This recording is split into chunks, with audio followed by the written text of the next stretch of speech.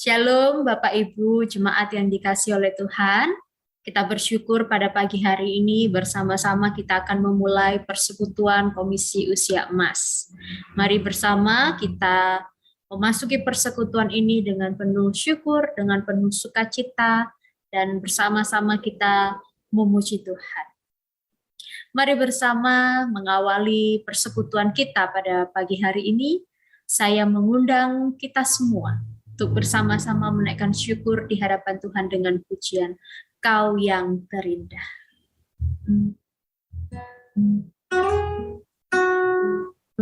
Kau yang terindah di dalam hidup ini. Tiada Allah seperti Engkau yang besar perkasa dan penuh kemuliaan. Kau yang terindah di dalam hidup ini, tiada Allah Tuhan yang seperti Engkau, besar perkasa penuh kemuliaan. Kau yang termanis, Kau yang termanis di dalam hidup ini. Ku cinta Kau lebih dari segalanya, besar kasih setiamu kepadaku. Ku sembah Kau ya Allahku, ku tinggikan namamu selalu, tiada lutut tak bertelut, menyembah Yesus Tuhan Rajaku. Ku sembah Kau ya Allahku, ku tinggikan namamu selalu, semua lidah kan mengaku Engkaulah Yesus Tuhan Rajaku. Saya mengundang kita semua sekali lagi menaikkan pujian. Kau yang terindah di dalam hidup ini, tiada Allah Tuhan yang seperti Engkau, besar perkasa penuh kemuliaan. Kau yang termanis, Kau yang termanis di dalam hidup ini. Ku cinta Kau lebih dari segalanya, besar kasih setiamu kepadaku. Ku sembah Kau ya Allahku, ku tinggikan namamu selalu, tiada lutut tak bertelut, menyembah Yesus Tuhan Rajaku. Ku sembah Kau ya Allahku, ku tinggikan namamu selalu, semua lidah kan mengaku Engkaulah Yesus Tuhan Engkaulah Yesus, Tuhan Rajaku.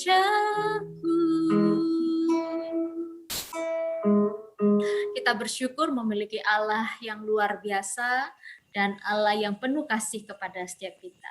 Mari bersama kita bersatu di dalam doa sebelum lebih jauh memasuki persekutuan kita pada hari ini.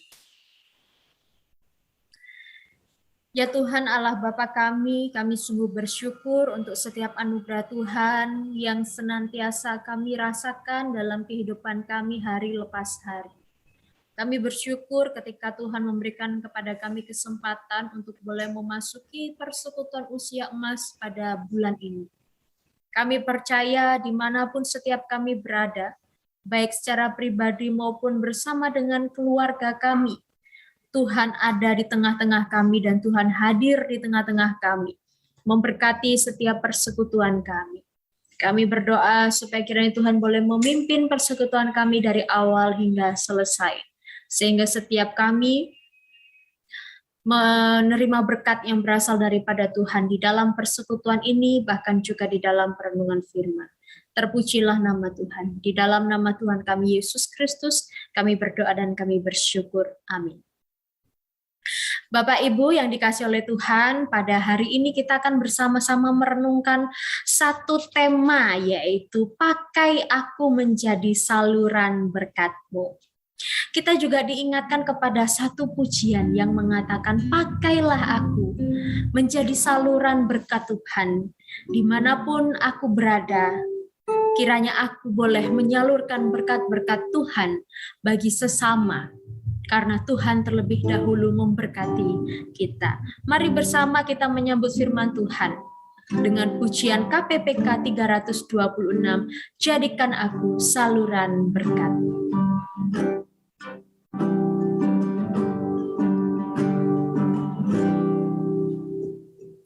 Di dalam dunia yang penuh liku, banyak yang keluh kesah, bawa terangnya ke tempat gelap itu yang susah dihiburkan.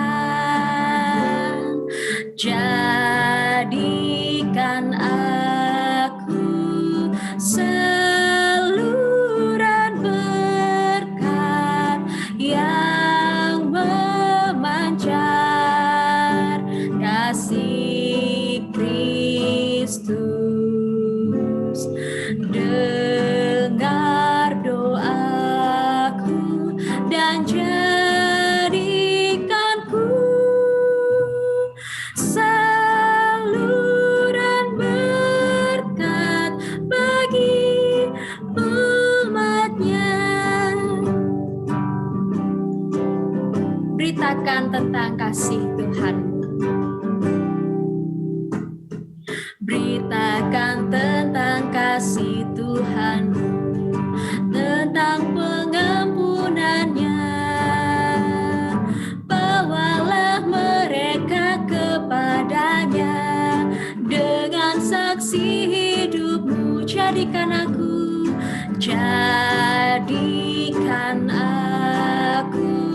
saluran berkat dan pemancar kasih Kristus. Dengar doaku dan jadikanku saluran berkat bagi umat-Nya. Kita akan bersama-sama mendengarkan firman Tuhan, tapi sebelum itu sekali lagi saya mengajak kita masuk di dalam doa. Bapa kami ada dalam kerajaan surga, pada waktu ini kami akan bersama-sama merenungkan sebagian firman Tuhan. Mohon pimpinan Tuhan bagi setiap kami, supaya apa yang kami baca dan apa yang kami renungkan boleh memberkati setiap kehidupan kami. Terpujilah nama Tuhan, dalam nama Tuhan Yesus kami berdoa. Amin.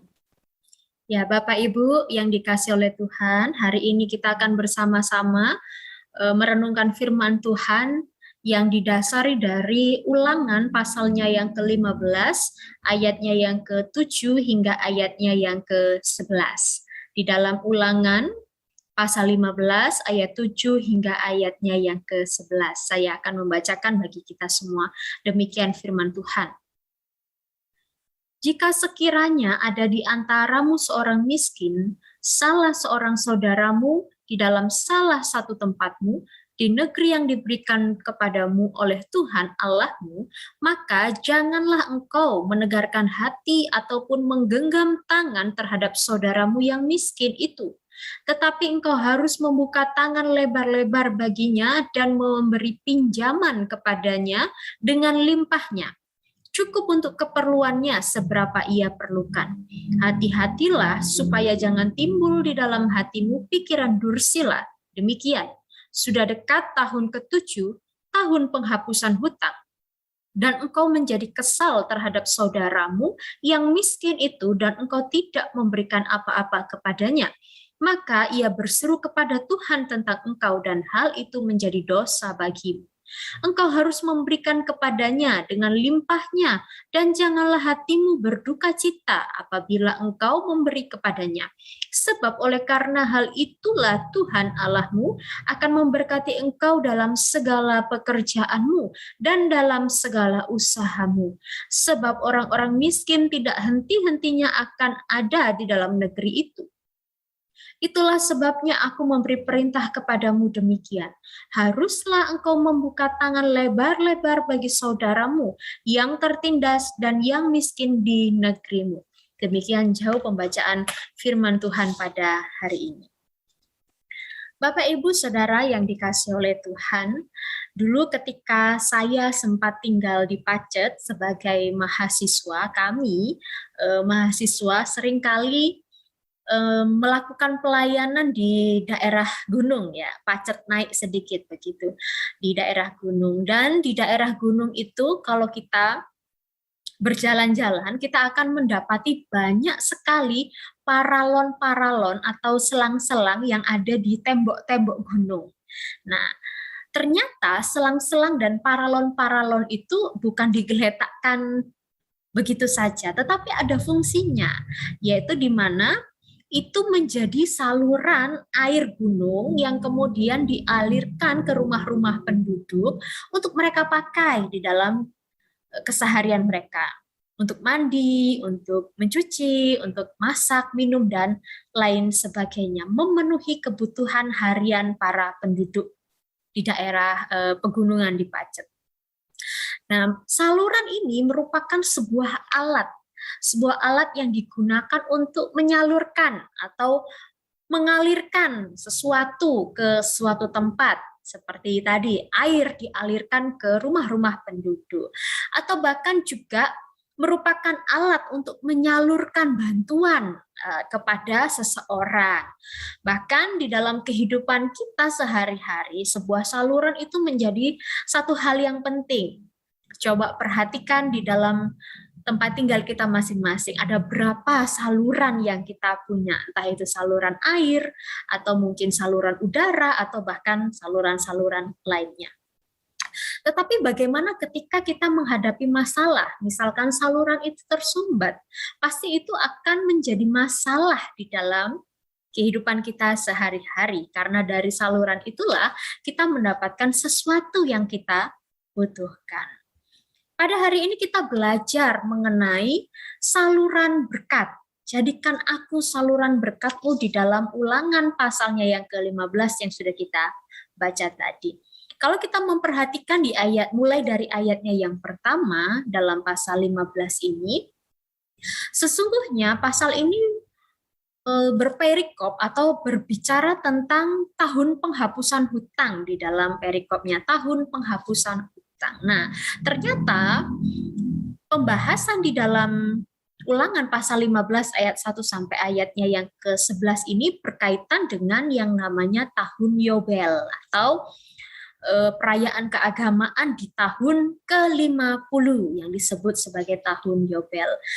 Di dalam tradisi Yahudi, tahun Yobel ini juga dirayakan bersamaan dengan yang namanya Hari Raya Pendamaian atau Penebusan yang juga sering disebut sebagai Yom Kippur.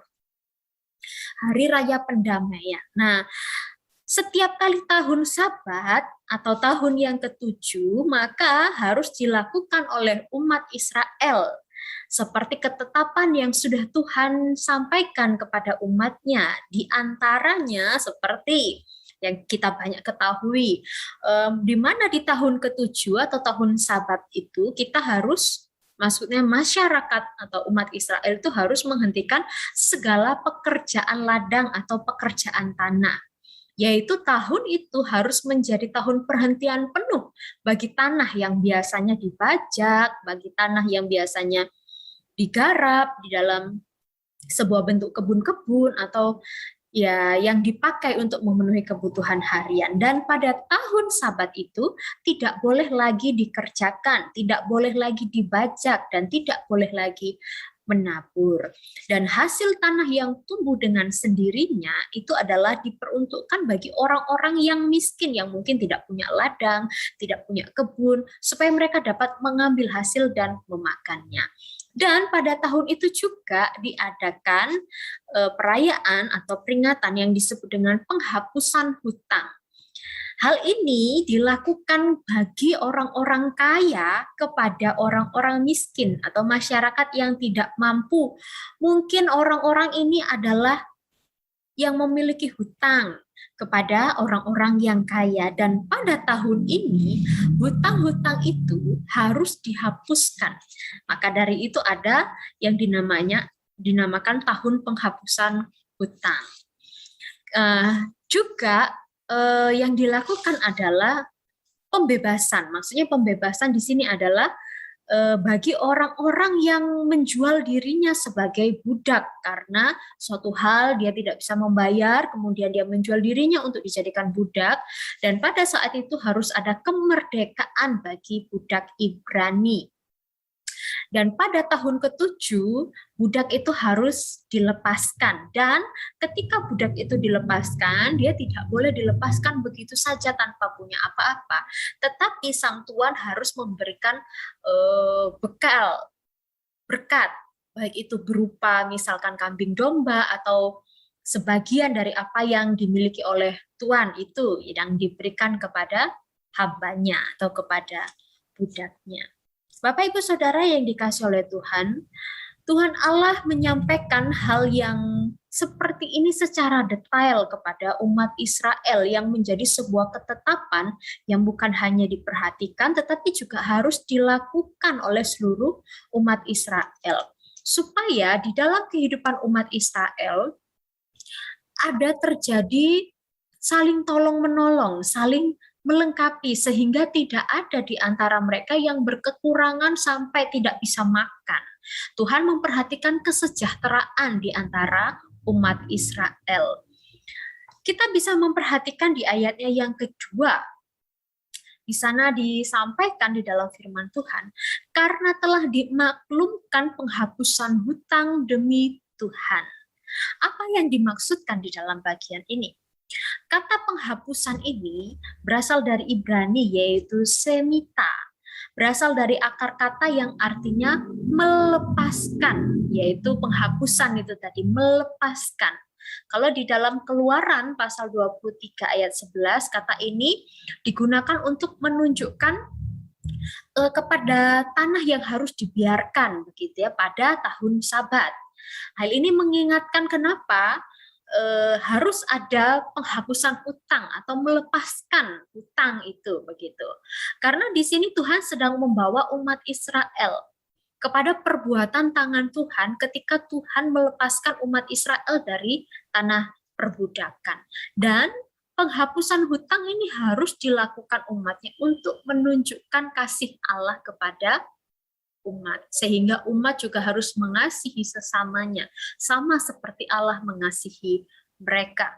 Tuhan Allah telah membebaskan mereka, Tuhan Allah telah memberkati mereka, maka mereka pun yang sudah diberkati ini juga harus menjadi berkat bagi sesamanya. Dan kita bisa melihat juga di ayatnya yang ke-7. Janganlah engkau menegarkan hati atau menggenggam tangan terhadap saudaramu yang miskin. Yang pertama tadi di ayat yang kedua yaitu harus ada penghapusan hutang karena Tuhan Allah telah membebaskan umat Israel dari perbudakan. Dan umat tidak boleh menegarkan hati atau bahkan menggenggam tangannya kepada sesamanya yang berkekurangan atau sesamanya yang miskin. Pengertian yang dimaksudkan di sini, jangan menjadi orang yang menutup mata, menutup hati, mengabaikan atau bahkan pelit kepada sesamanya. Ketika dia tahu bahwa sesamanya berkekurangan, ketika dia tahu bahwa sesamanya kesusahan, dia berpura-pura tidak tahu. Dia berpura-pura untuk tidak mau peduli begitu ya. Karena apa? Mereka menggenggam tangannya, mereka pelit. Yang mereka pikirkan adalah bagaimana kesejahteraan saya, tanpa mereka harus memikirkan kesejahteraan sesamanya. Yang penting saya kenyang, yang penting saya tidak kelaparan, saya tidak peduli orang lain di luar sana. Hal inilah yang Tuhan sampaikan supaya jangan terjadi di dalam kehidupan umat Israel, bahkan juga di dalam kehidupan kita saat ini. Hal ini juga disampaikan di dalam 1 Yohanes pasal 3 ayat ke-17 demikian. Barang siapa mempunyai harta duniawi dan melihat saudaranya menderita kekurangan, tetapi menutup pintu hatinya terhadap saudaranya itu, bagaimanakah kasih Allah dapat tetap di dalam dirinya? Kalau dia tidak mengasihi sesamanya, tidak mempedulikan sesamanya, bagaimana dia bisa mengatakan dia mengasihi Allah? Kalau sesamanya saja tidak dikasihinya. Bapak Ibu yang dikasih oleh Tuhan, mengapa hal ini disampaikan Tuhan Allah kepada umat Israel? Karena Tuhan Allah menyampaikan bahwa orang-orang miskin, orang-orang berkekurangan itu ada di sekitar kita. Dan kita tidak boleh menutup mata. Kita tidak boleh menutup diri apalagi sampai menutup hati. Tuhan Yesus pun juga mengatakan bahwa orang-orang miskin itu akan selalu ada di sekitar kita. Dan Tuhan Yesus pun juga meneladankannya kepada kita bagaimana Tuhan Yesus memiliki belas kasihan kepada orang-orang kecil, orang-orang yang dianggap marginal. Entah itu orang-orang miskin, entah orang-orang yang berpenyakit, entah orang-orang yang sedang di dalam problem, Tuhan berbelas kasihan kepada mereka. Hal ini Tuhan teladankan supaya setiap kita sebagai orang-orang percaya pun juga punya belas kasihan, punya perhatian, punya kemurahan terhadap mereka yang mengalami kekurangan. Mungkin bukan hanya kekurangan di dalam hal materi, tetapi juga di dalam hal yang lainnya. Kita dipilih oleh Tuhan sebagai umatnya, kita dipanggil oleh Tuhan menjadi umatnya, supaya kita pun juga bisa menjadi berkat bagi sesama kita. Dan perhatian Tuhan Yesus kepada orang banyak ini adalah untuk menunjukkan betapa Tuhan mengasihi dan memiliki belas kasihan kepada orang-orang berdosa, orang-orang yang membutuhkan Tuhan. Yesus menyatakan dirinya kepada orang-orang yang dianggap marginal, orang-orang yang dianggap tidak penting, tidak punya status di dalam masyarakat. Tuhan menunjukkan bahwa dirinya adalah tempat perlindungan. Tuhan menunjukkan bahwa dirinya adalah tempat pertolongan, tempat kelepasan bagi orang-orang yang berbeban berat, dan bahkan terlebih penting dia adalah satu-satunya jalan keselamatan di dalam kehidupan orang percaya. Maka dari itu mengapa Tuhan Yesus sungguh-sungguh berbelas kasihan dan mencari domba-domba yang tersesat. Bapak Ibu Saudara yang dikasihi oleh Tuhan, pakailah aku menjadi saluran berkat-Mu. Apa yang dapat kita lakukan? Apa yang dapat kita kerjakan supaya kita dapat menjadi saluran berkat Tuhan bagi sesama kita? Setidaknya di dalam bagian ini ada dua hal yang dapat kita renungkan. di dalam perenungan kita hari ini. Yang pertama adalah kita memberi diri untuk dipakai Tuhan menjadi alatnya. Menjadi alat yang dipakai Tuhan, yaitu hidup tidak lagi mementingkan kepentingan diri sendiri, tetapi mendahulukan apa yang menjadi kehendak Tuhan. Hidup melayani Tuhan. Dan apa yang dapat kita kerjakan di dalam pelayanan itu? Bagaimana caranya? Kalau kita melihat di ayatnya yang ke-8 disampaikan di sana, tetapi engkau harus membuka tangan lebar-lebar baginya dan memberi pinjaman kepadanya dengan limpahnya, cukup untuk keperluannya seberapa ia perlukan. Membuka tangan lebar-lebar, kalau di dalam istilahnya itu menjadi pribadi yang ringan tangan, suka menolong, siap menolong bagi mereka yang membutuhkan.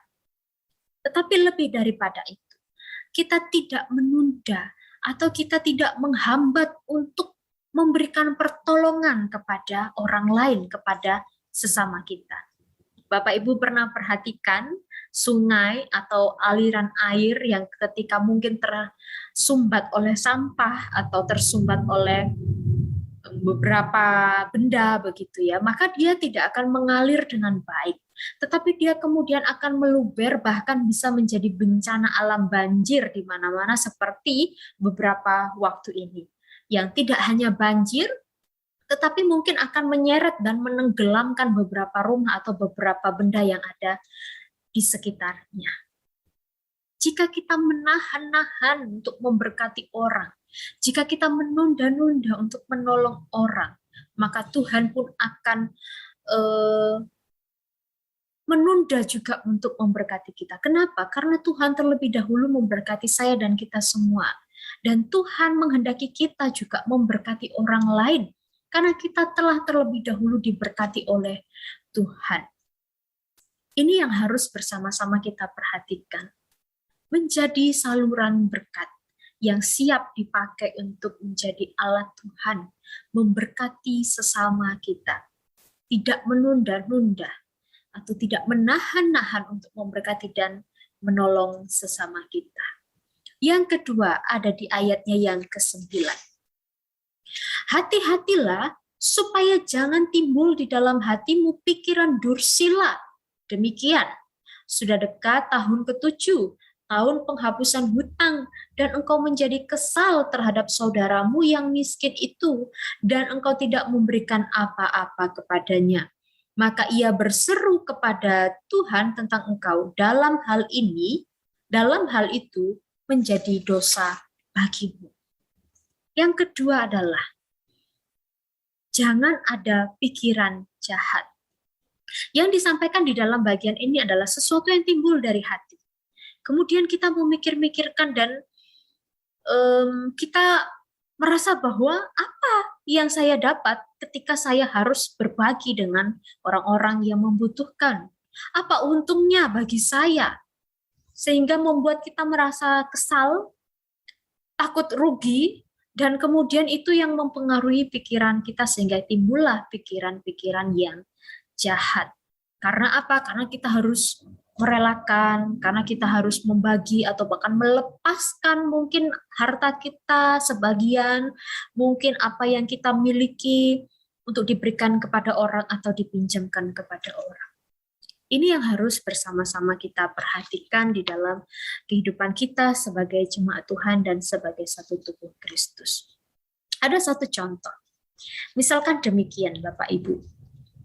Misalkan ada di antara sesama kita yang pada saat itu benar-benar mengalami kesulitan, mengalami kesusahan mungkin secara perekonomian. Dan kemudian kita meminjamkan sesuatu, entah itu mungkin uang, entah itu mungkin beras atau sembako atau lain hal. Kemudian tiba waktunya untuk mengembalikan, tetapi sesama kita masih belum mampu dalam kategori sungguh-sungguh tidak mampu untuk mengembalikannya. Dan pada bagian ini, firman Tuhan yang disampaikan di ayat yang ke-9, jangan timbul pikiran yang jahat dari hati kita. Apalagi misalkan dalam hal ini kita mengancam atau mungkin memeras saudara kita yang tidak mampu. Justru disinilah kita harus menunjukkan belas kasihan Tuhan kepada mereka. Hal ini berbeda ya dengan kasus-kasus yang mungkin di awalnya sudah ada persetujuan bagaimana, seperti apa, atau bahkan menanggapi seseorang yang hobinya justru berhutang begitu ya. Tutup lubang gali lubang, ini berbeda. Ini dikhususkan kepada orang-orang yang pada saat itu sungguh-sungguh tidak mampu, sungguh-sungguh tidak bisa karena memang dia kekurangan dan tidak memiliki apa-apa. Di sini kita dituntut untuk bisa menunjukkan kasih Tuhan kepada mereka. Dan biarlah apa yang tidak bisa mereka kembalikan karena sungguh-sungguh keadaannya itu menjadi hak mereka. Dan jangan ada pikiran atau bahkan kekesalan di dalam hati kita karena kita merasa dirugikan atau bahkan mengungkit-ungkit begitu, karena waktunya sudah lewat kemudian diungkit-ungkit gitu ya. Tidak lagi. Dalam bagian ini bersama-sama kita diingatkan bagaimana kita bisa menjadi keluarga-keluarga di dalam Kristus yang saling melengkapi dan saling menolong. Sehingga Bapak Ibu Saudara yang dikasihi oleh Tuhan di dalam bagian ini mengingatkan kepada saya dan kepada kita semua bagaimana pelayanan kasih itu juga harus tetap dikerjakan di dalam kehidupan sehari-hari. Di sisi lain, ada di dalam pelayanan gerejawi, pelayanan di dalam keluarga, pelayanan di dalam masyarakat, bagaimana kehidupan kita juga bisa menjadi berkat di tengah-tengah mereka. Janganlah hal ini malah justru mendatangkan dosa bagi kita seperti yang disampaikan di ayatnya yang ke-10. Ketika kita merasa kesal, ketika kita merasa justru dirugikan, atau kita mengungkit-ungkit akan hal itu terhadap saudara kita, maka itu akan mendatangkan dosa bagi kita secara pribadi. Dan engkau menjadi kesal terhadap saudaramu yang miskin itu, dan engkau tidak memberikan apa-apa kepadanya, maka ia berseru kepada Tuhan. Sesama kita yang berkekurangan, sesama kita yang dalam kesulitan pada saat itu berdoa, berseru kepada Tuhan tentang engkau, tentang sikap kita yang tidak baik, tentang sikap kita yang mungkin jahat kepada dia, yang mungkin menuntut apa yang sebenarnya belum bisa dia berikan. Dan apa yang terjadi, dan hal itu menjadi dosa bagimu. Menjadi alat Tuhan berarti kita siap dipakai di dalam rencana Tuhan, bukan perhitungan dengan apa yang sudah kita berikan. Karena percayalah, apa yang kita berikan kepada sesama kita, itu tidak sebanding dengan apa yang Tuhan berikan di dalam kehidupan kita. Tidak sebanding dengan berkat yang begitu berkelimpahan yang Tuhan berikan kepada saya dan kita semua. Dan percayalah bahwa apa yang kita berikan kepada sesama yang berkekurangan, itu akan mensejahterakan kehidupan mereka. Kita menjadi berkat dan kita diberkati oleh Tuhan. Yang kedua, di dalam perenungan kita pada hari ini, kita menjadi umat yang diberkati Tuhan dan memberkati sesama. Di ayatnya yang ke-10. Engkau harus memberi kepadanya dengan limpahnya, dan janganlah hatimu berduka cita apabila engkau memberi kepadanya, sebab oleh karena hal itulah Tuhan Allahmu akan memberkati engkau dalam segala pekerjaanmu dan dalam segala usahamu. Bapak Ibu yang dikasih oleh Tuhan, pernahkah kita merasa bersuka cita atau merasa begitu bersemangat atau merasakan damai ketika kita melakukan pelayanan diakonia atau pelayanan sosial masyarakat atau pelayanan-pelayanan yang lainnya, sekalipun mungkin kita tidak menerima upah atau imbalan yang sebanding. Sekalipun ketika kita mempersiapkan segala pelayanan itu kita merasa lelah, kita merasa capek, kita bersusah-susah untuk mempersiapkan, memberikan yang terbaik, tetapi yang kita dapatkan adalah sukacita dan damai di dalam hati kita. Percayalah Bapak Ibu bahwa itu adalah berkat Tuhan yang besar di dalam kehidupan kita. Sukacita saat kita melakukan pekerjaan Tuhan, sukacita saat kita melayani Tuhan, itu adalah berkat yang luar biasa. Mungkin upah kita memang tidak di bumi, mungkin kita tidak dibayar, tetapi percayalah bahwa berkat yang besar, upah yang melimpah, sudah Tuhan sediakan bagi kita, yaitu bagi orang-orang yang melakukan pekerjaan Tuhan dengan sungguh-sungguh dan bukan dengan bersungut-sungut. Tuhan memberkati kita dengan berkat yang cukup. Dan Tuhan memberkati kita dengan segala hal yang kita butuhkan dalam kehidupan ini. Tuhan memberkati kita dengan limpah, yaitu bagi orang-orang yang tidak menutup dirinya, tidak menutup hatinya, dan tidak menggenggam tangannya terhadap sesama, tetapi bagi mereka yang mau membuka lebar-lebar tangannya menyediakan pertolongan kepada sesama yang membutuhkan. 3 panggilan besar gereja, yaitu koinonia, persekutuan, marturia, kesaksian, dan diakonia, pelayanan kasih. Kita sebagai gereja dan kita sebagai umat Tuhan yang telah terlebih dahulu diberkati dengan berkatnya masing-masing. Mari bersama-sama kita saling memperhatikan, saling melayani dalam persekutuan, di dalam kesaksian, dan di dalam pelayanan kasih supaya ada keseimbangan. Satu bagian firman Tuhan yang menjadi penutup perenungan kita pada hari ini. Di dalam 2 Korintus pasalnya yang ke-8 ayat 12 hingga ayatnya yang ke-15. Sebab jika kamu rela untuk memberi, maka pemberianmu akan diterima. Kalau pemberianmu itu berdasarkan apa yang ada padamu, bukan berdasarkan apa yang tidak ada padamu. Sebab kamu dibebani bukanlah supaya orang-orang lain mendapat keringanan, tetapi supaya ada keseimbangan.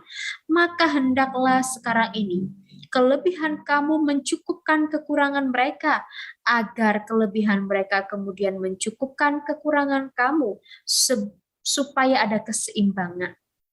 Seperti ada tertulis, orang yang mengumpulkan banyak tidak kelebihan, dan orang yang mengumpulkan sedikit tidak kekurangan. Ketika kita menjadi berkat, kita tidak akan menjadi kekurangan. Justru kita akan diberkati dengan limpah oleh kemurahan dan berkat Tuhan. Pakailah aku menjadi saluran berkat, dan aku siap untuk menjadi alat Tuhan yang memberkati sesama. Kiranya firman Tuhan pada hari ini boleh memberkati setiap kita. Mari bersama kita berdoa. Kami bersyukur Tuhan untuk pertolongan-Mu sepanjang waktu perenungan firman Tuhan.